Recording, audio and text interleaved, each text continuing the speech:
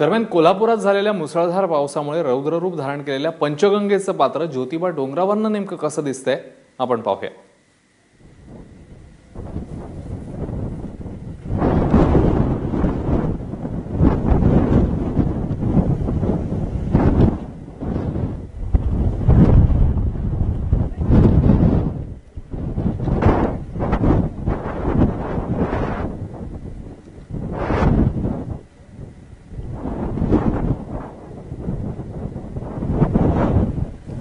कोल्हापूर जिल्ह्यामध्ये गेली 5 दिवस सलग मोठ्या प्रमाणामध्ये पाऊस पडतोय। या पावसाचं पाणी रस्त्यावर आलेलं आहे, शहरामध्ये घुसलेलं आहे आणि जिल्ह्यातल्या सगळ्या नद्या या दुधडी भरून वाहत आहेत। तसं म्हटलं तर नदीचा हा रुद्रावतार आहे आणि तसं म्हटलं तर अतिशय सुंदर दृश्य कोल्हापूरच्या जी मोजकी ठिकाणं आहेत त्या ठिकाणाहून जर बघितलं तर आपल्याला स्वर्गात आलो की काय असा आनंद देणारी सुद्धा इथं दृश्य आहे। मी सध्या कोल्हापूर जिल्ह्यातलं तीर्थक्षेत्र जे आहे श्री क्षेत्र ज्योतिबा या डोंगरावर आलोय आणि या डोंगरावरून आम्ही तुम्हाला कोल्हापूर जिल्ह्यात पसरलेली पंचगंगा नदी आहे या नदीचं दृश्य दाखवणार आहोत। माझ्या पाठीमागे तुम्ही या हिरव्या गार वनराईतून किंवा शेतींमधून वाट काढत जाणारी ही नदी तुम्ही जी बघता ही आहे कोल्हापूरची पंचगंगा नदी। सध्या कोल्हापुरामध्ये 5 दिवस मुसळधार पाऊस आहे। या पावसाचं पाणी नदी पात्र सोडून शेतांमध्ये आणि गावांमध्ये घुसल्यामुळे या नदीचा आकार थोडा रौद्र आपल्याला झाल्याचं दिसतंय। पण हिरवळीतून वाट काढत जाणारी ही नदी एखाद्या उंच ठिकाणाहून पाहिली तर त्याचं सौंदर्य सुद्धा एक वेगळंच दिसतंय। कोल्हापूर शहरामध्ये ही नदी घुसल्यामुळे हे पाणी घुसल्यामुळे हाहाकार उडालेला आहे। अनेक घरांमध्ये पाणी शिरलेलं आहे। शेकडो लोकांना स्थलांतरित करण्याचे प्रयत्न सध्या चालू झालेले आहेत आणि पुरामध्ये जी लोक अडकलेले आहेत त्यांच्या रेस्क्यूसाठी पुण्यातून एक विशेष पथक कोल्हापुरामध्ये दाखल झालेलं आहे।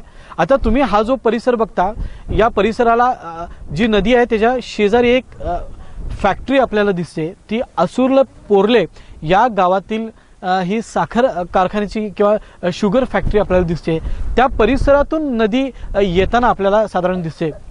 असुर्ल पोर्लं, माझगाव, तिरपण, ठाणे या परिसरातून ही नदी वाट काढत पुढे कोल्हापूरच्या दिशेने येते आणि ही नदी केरले, चिखली, प्रयाग या मार्गातून कोल्हापूरच्या पंचगंगेकडे किंवा कोल्हापूर शहराच्या दिशेने सध्या ही नदी वाहताना आपल्याला दिसत आहे।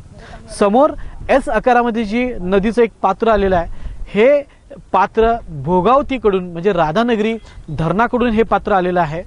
ते एस आकाराच्या स्वरूपामध्ये सध्या आपल्याला हा सर्व परिसर दिसतो आणि ह्या दोन्ही नद्या ज्या परिसरात मिळतात ते ठिकाण आहे ते म्हणजे प्रयाग चिखली या ठिकाणी या नद्या मिळताना आपल्याला दिसत आहेत।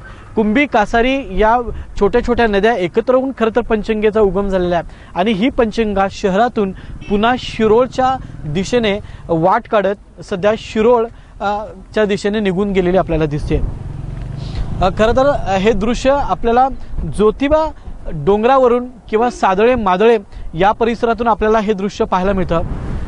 संपूर्ण परिसरामध्ये हिरवाईने नटलेला हा परिसर आहे। शेतीचा हिरवा गार परिसर दिसतो आणि अशातून ही वाट काढत जाणारी पंचगंगा आपल्याला दिसते। पण जोपर्यंत शांत आहे तोपर्यंत तिचा आकार सुंदर आपल्याला वाटतो।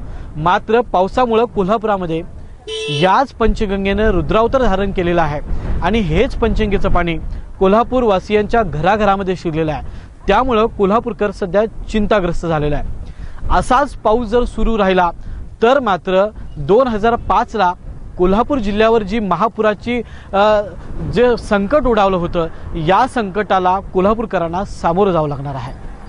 कॅमेरामॅन निलेशसह मी रणजित माझगावकर, एबीपी माझा, कोल्हापूर, ज्योतिबा।